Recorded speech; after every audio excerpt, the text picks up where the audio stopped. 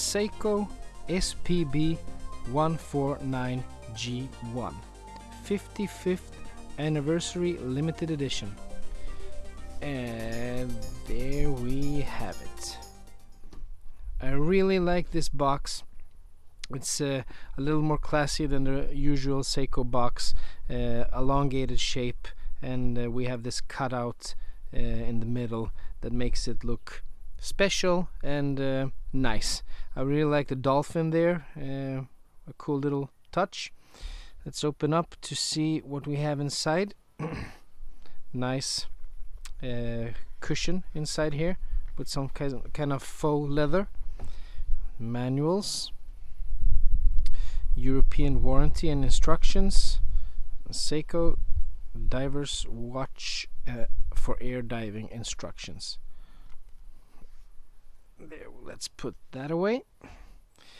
And here we have the watch. I'm just going to put that to the side for now. Here we have the tags, some stickers with the Swedish price, 16,498 crowns, Swedish crowns. And here we have the extra links for the bracelet and some other plastics. We have the tag, Seiko prospects. There it is. And then we have the rubber strap. I'm actually gonna show you the watch on the strap as well, but I might as well show it to you now. Let's take it out. This is still unused, totally new. You see the plastic is right there. And actually Patrick told me that it was fine if I took off the plastic, but I'm not gonna do that because I'm gonna show you some footage with the watch on, even with the rubber strap, because I really think that this rubber strap is comfortable to wear. But I'm not gonna go so far and take off the plastic, because I think that's for him to do. It's his watch, and I think he's gonna enjoy taking off the plastic of this rubber strap. But it looks really good. I'm loving the printing on the Seiko there, and the clasp, sturdy, big clasp. It's a thick rubber strap, but it's really soft and comfortable. It's gonna be I think this is gonna be a dream to wear on the wrist. And there we have Seiko, and I think we have the wave. Yeah, there's the wave. Okay, enough about the straps. Let's talk about the watch. And here it is on the black pillow. I'm just gonna take the pillow away, and then we're gonna go through some specifics here. The movement inside this watch is a caliber 6R35. It's an in-house Seiko movement, plus 25 to minus 15 seconds a day. It's yeah, I've got actually I don't have anything more to say about the movement, because that's actually the only thing Seiko themselves will say about the movement on their webpage. Diameter 40.5 millimeters. We have a lug width 20 millimeters, tapers down to 18 and then goes up to 20 again at the clasp. We've got a lug to lug of 47 millimeters. We have a thickness of 13.2 millimeters.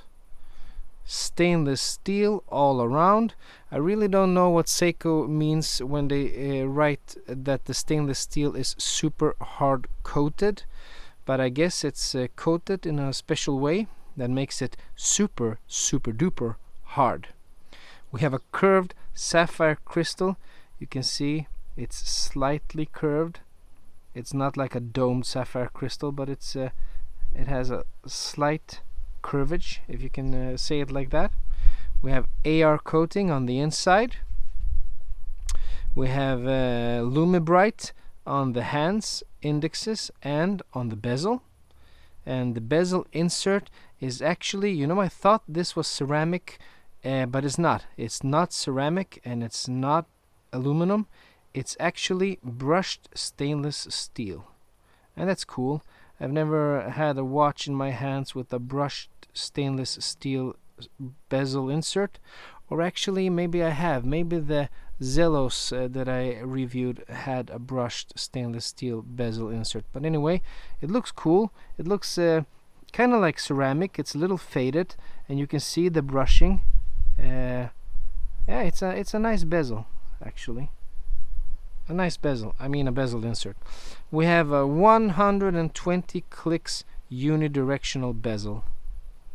Let's hear it.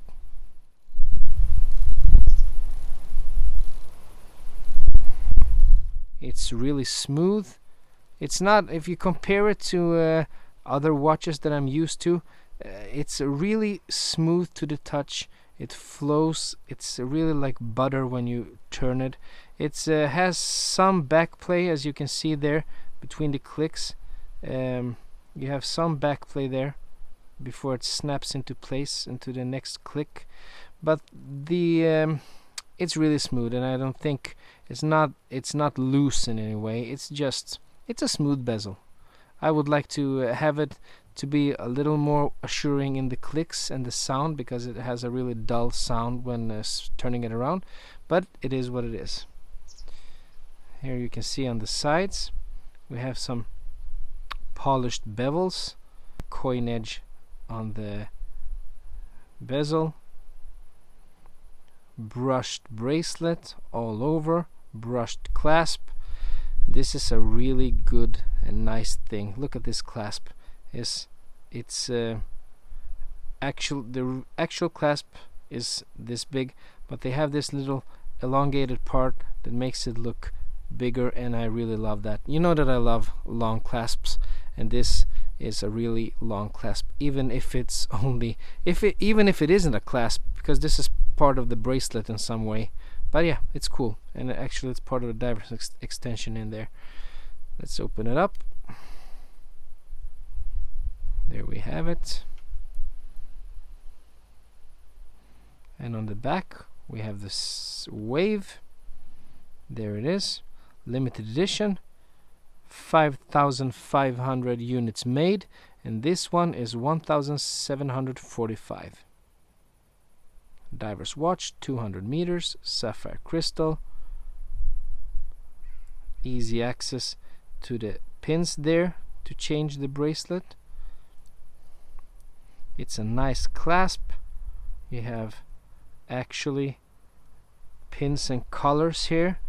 You know what I think about clasp, you know what I think about links. I really like screwed links, and I really dislike push pins. This is actually pins and crowns. This is actually pins and collars.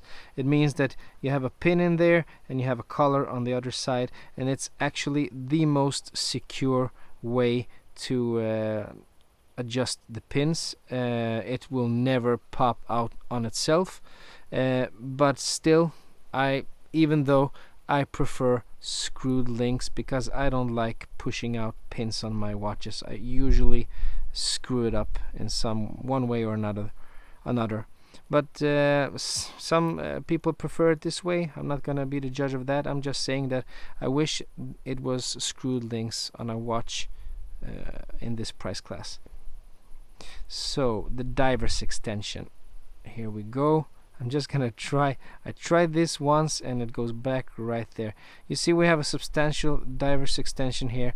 I really don't know about this material. It feels a little flimsy and almost like it's pressed metal, but I really don't think it is. But it doesn't feel that assuring, but yeah, I'm not sure. You have it. If you need it, you have it. A good diver's extension extends the bracelet quite a bit, actually. Let's try to put it back on. I did this on the unboxing, but and I had trouble. Nah, there we have it. And you just snap it in there and you snap that one up. Yeah, I did it way easier this time. I've had some practice. And as you can see, it's a really well built watch. The dial is really dark blue, and you have the yellow gold detail on the second hand. We have applied markers for the hours, Seiko logo at the top, automatic, divers 200 meters, date at 3 o'clock. really substantially big minute and hour hand, looking good. We have a real depth to this dial. It's a nice dial, and when you see it in the sun, I'm gonna show you some footage in outside in the sun on this watch. It changes color, becomes more blue. This is in the shade, it's dark blue. I'm gonna put it on now, and as usual I'm wearing my Rolex GMT Master 2. Let's take this baby off. Here we have it. I'm still not over the honeymoon phase on this one, and actually I shouldn't be, because it costs a lot of money. So I'm really glad that I'm enjoying it as much as I do. Let's put this on. You know, I'm gonna show you some footage on the rubber strap, but I'm not, since this is not my watch and it's pins and collars, I'm not gonna adjust the bracelet, so it's a little too tight for me as it is. But I'm not doing it. I'm not changing a pin and collar here when the side of the bracelet is polished, because I'm gonna screw it up. I'm gonna scratch up the polished part, and I'm not comfortable doing that. So you just have to bear with me. It's a little tight on my wrist. Maybe you'll see it, maybe you won't. Actually, it's so tight that it hurts me a little. You can see it pinching right there. But anyway, when you see it from this point, I think you can't see it at all. And some people like wearing their watches really tight. I'm not that type of guy. I like wearing it fairly tight, but still a little loose, not so that it jingles all the way around, but this is too tight. But as you can see, it looks really good on me, I think, at least 40 millimeters. I would never, if you told me 5 years ago, or maybe 6-7 years ago, that I would wear a watch that was 40 millimeters and loving it and thinking that it's the perfect size for me, I would say you're lying, because I really liked big watches before, 44 millimeters and up, maybe 43, but this 40 millimeter Seiko is perfect, and I'm really loving the long clasp here. It's really looking good. So let's talk a little about the positives and negatives of this watch. I'm gonna talk about the positives first, because that's on a sweeter note. It has a great clasp.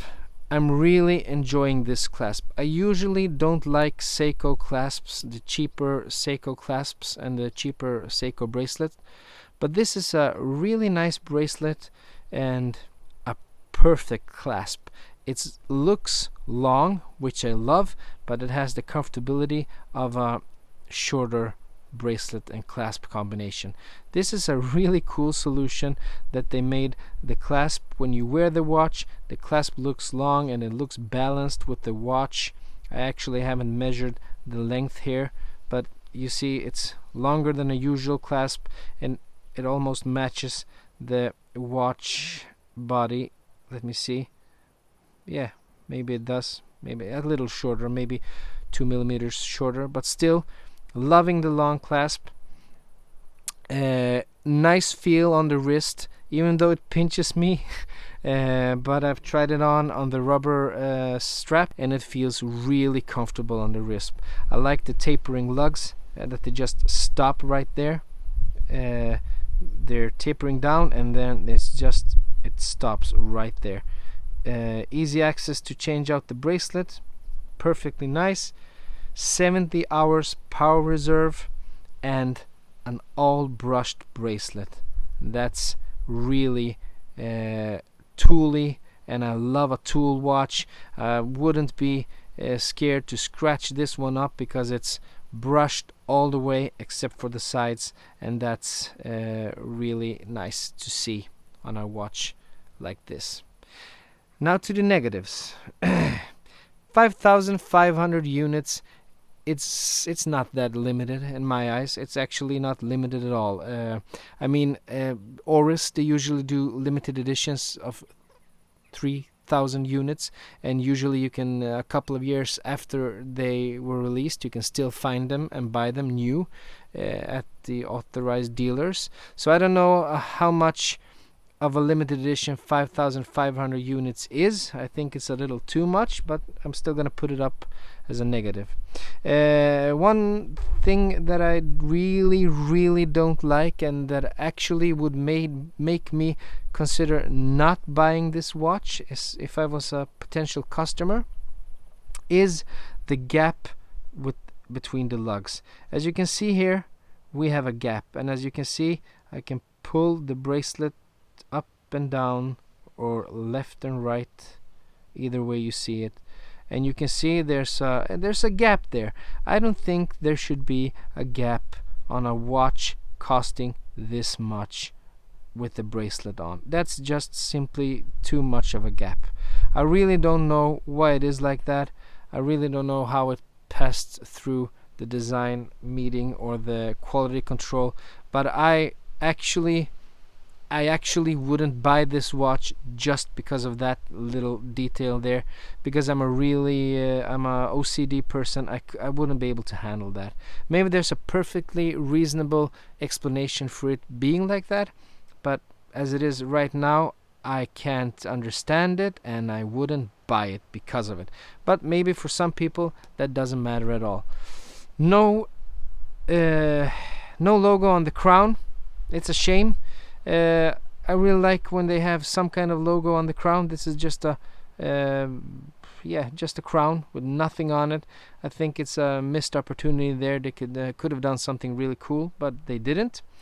Pins and crowns for the bracelet, better than push pins, but still not screwed links, and for me personally, I don't like that. It's the lesser of two evils, but it's still not as good as screwed links for this price.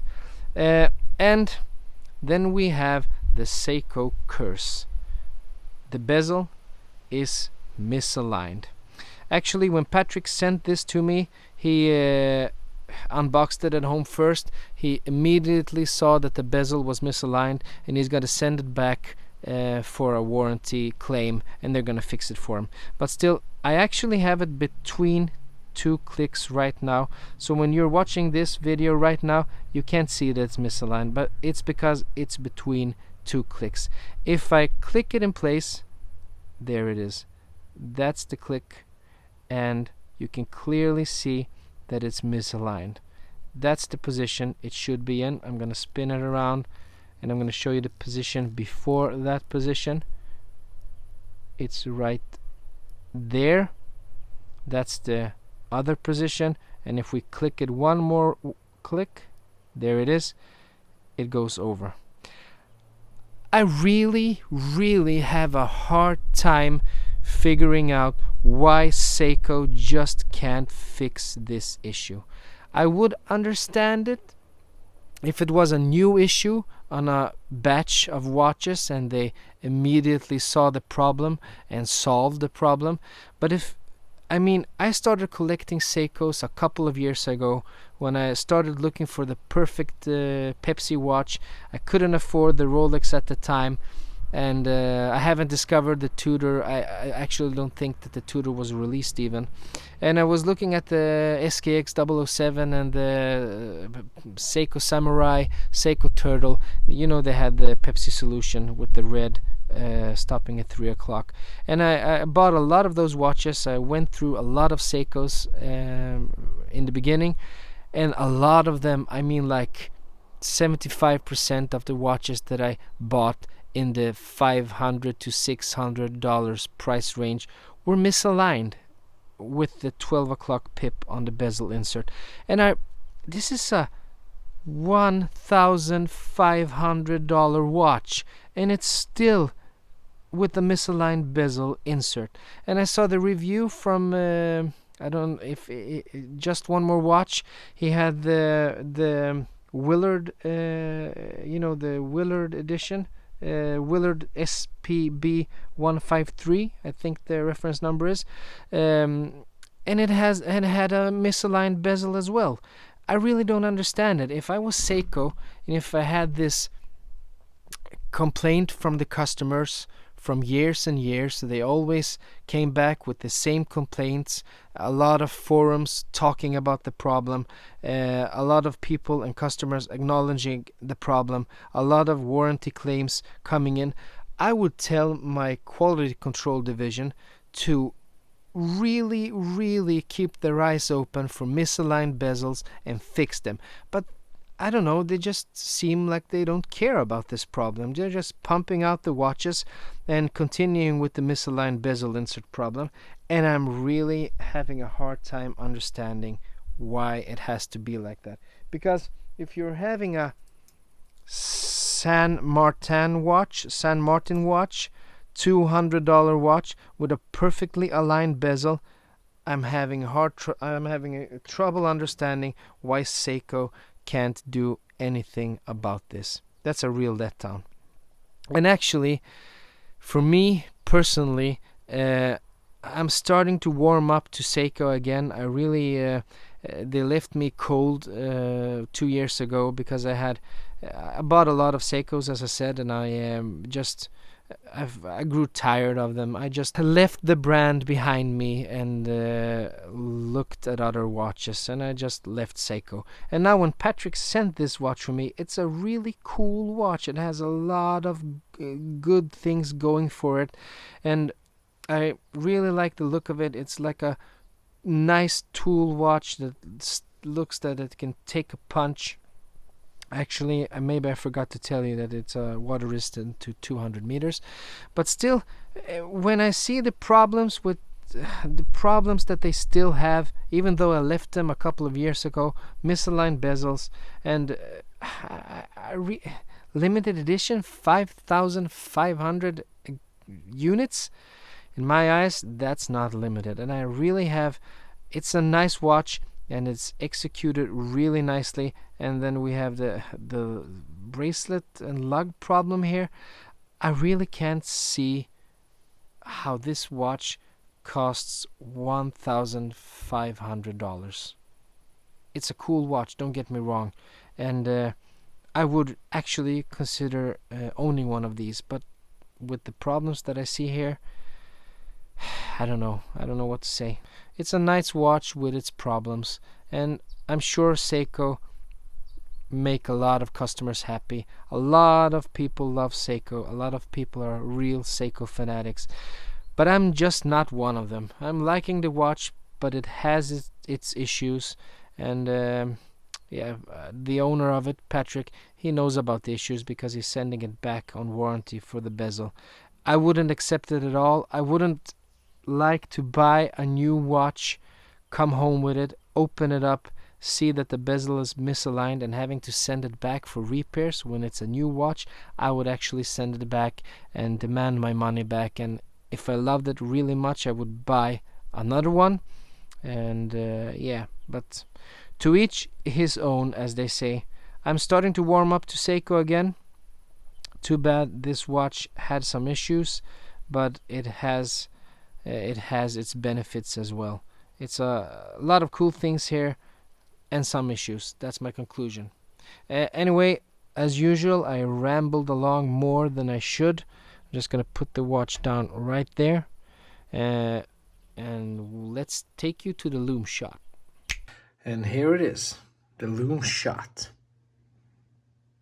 Really nice lume on this watch, evenly applied, glows really nicely in green, and you see the 12 o'clock lume pip on the bezel insert. This is the watch when I hold it from as far a distance as I can with my arm, and you see, perfectly legible. You can easily tell the time, and actually you can even see the second hand ticking away even at this distance.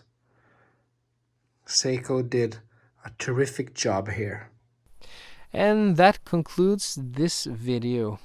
The Seiko 55th Anniversary Limited Edition SPB149J1. It's been a pleasure having this watch here, making this video, getting to know the watch, and I hope you liked the video as well. And if you liked the video, please consider giving it a thumbs up. And if you liked it really much, please consider subscribing. That would help me out a lot. And if you didn't like it, please consider giving me a thumbs down. Tell me what you didn't like, and I'm really gonna do my best to make a better video the next time. Until the next time, I'll see you again. Bye bye.